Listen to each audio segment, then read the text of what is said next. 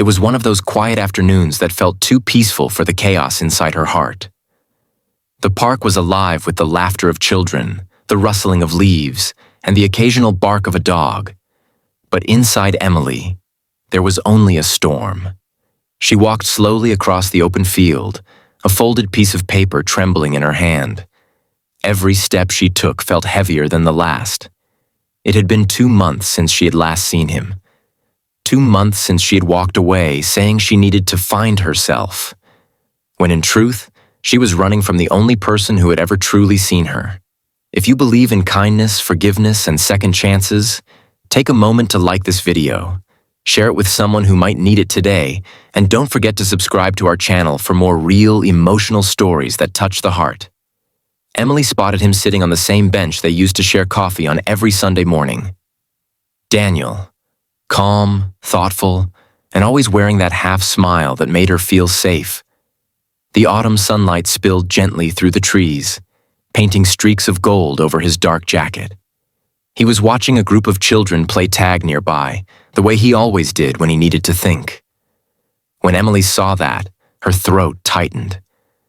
Once upon a time, she had dreamed of having that scene with him. Kids, laughter, a quiet park, and love that didn't need words. She hesitated, clutching the note tighter. What if he had moved on?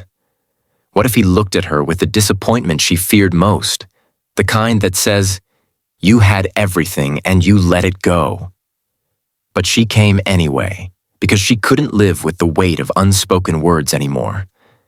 She had rehearsed what to say 100 times, but now that she was here, everything felt small compared to the ache in her chest. Daniel looked up and saw her before she could speak. His eyes softened immediately. He didn't look angry. He didn't look surprised. He just looked like he had been waiting for her all along. Emily's voice broke as she said, "I came to say, I'm sorry." The words were barely louder than the whisper of the wind. She sat down slowly, her heart pounding. "I wasted your time, Daniel. You gave me everything, your patience, your trust, your heart, and I couldn't even figure out what I wanted. I walked away thinking I'd feel free, but all I felt was empty. You didn't deserve that.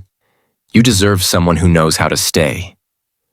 Daniel listened quietly, his gaze steady. The children's laughter faded into the background as she unfolded the paper in her hand. It was the same letter she had written 2 months ago but never sent. Every line was filled with the truth she was too scared to face back then. She read softly, her voice trembling. "You once told me that love isn't about fixing someone. It's about standing beside them while they learn to fix themselves. I didn't believe that then, but now I do. You loved me through my silence, my fears, my mistakes, and I broke something that didn't deserve to be broken. I'm sorry. I hope you find someone who never makes you doubt your worth the way I did." When she finished, she looked up with tear-filled eyes. "That's all I came to say," she whispered. "You can hate me if you want." "I'd understand," Daniel smiled faintly, the kind of smile that carried both pain and peace. He shook his head slowly and said, "Emily, you didn't waste my time. You made my life better." For a moment, she couldn't breathe. The words hit her harder than any accusation could have. She stared at him, searching for anger, but all she found was warmth. He continued, his voice gentle and sincere. "When you came into my life, I was just existing. My days were a routine, my nights were quiet, and I thought happiness was something that happened to other people.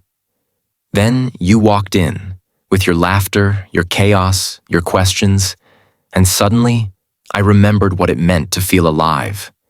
Yes, it hurt when you left, but pain is a small price to pay for the kind of love that wakes you up. You didn't waste my time, Emily. You gave me moments I'll carry forever." She felt tears roll down her cheeks. For the first time in months, she didn't feel like she was breaking anymore. She felt understood. The park seemed to grow quieter around them. Emily wanted to say something, but Daniel spoke first. "Do you know what I've realized these past months?" he said softly. "Sometimes, people come into our lives not to stay forever, but to change us forever. You changed me. I learned patience, forgiveness, and how to love without expecting anything back. That's not wasted time. That's life." His words sank deep into her heart, healing parts she didn't even know were still wounded. She wiped her tears and managed a trembling smile. "You always knew how to make things make sense," she said. Daniel laughed lightly. "You always thought too much," he replied, his tone tender. They both fell silent for a while, watching the children play. It felt like a scene from a dream she'd once had. A peaceful closure, the kind that doesn't end in bitterness, but gratitude. Emily thought about all the nights she had cried, wondering if she had ruined something irreplaceable. But now she realized that love didn't have to end in forever to be real. Sometimes, it just had to end right.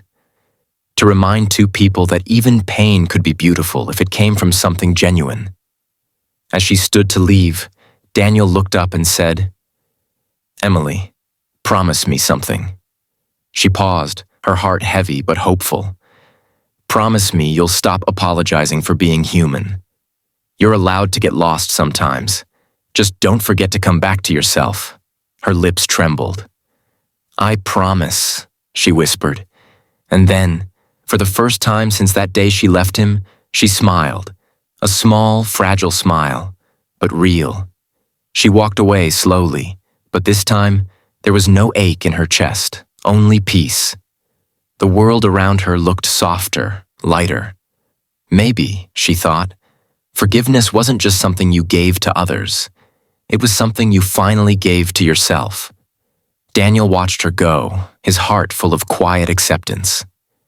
He knew she might never come back, and that was okay, because she had already given him what he needed, the strength to love without fear and the grace to let go without anger. He leaned back on the bench, looking up at the sky, the sunlight filtering through the trees. For the first time in a long while, he felt grateful for everything: the love, the loss, and the lesson. Sometimes closure doesn't come in grand gestures. It comes in small, unexpected moments, like a quiet apology in a park, or a simple smile that says, "I'm okay now."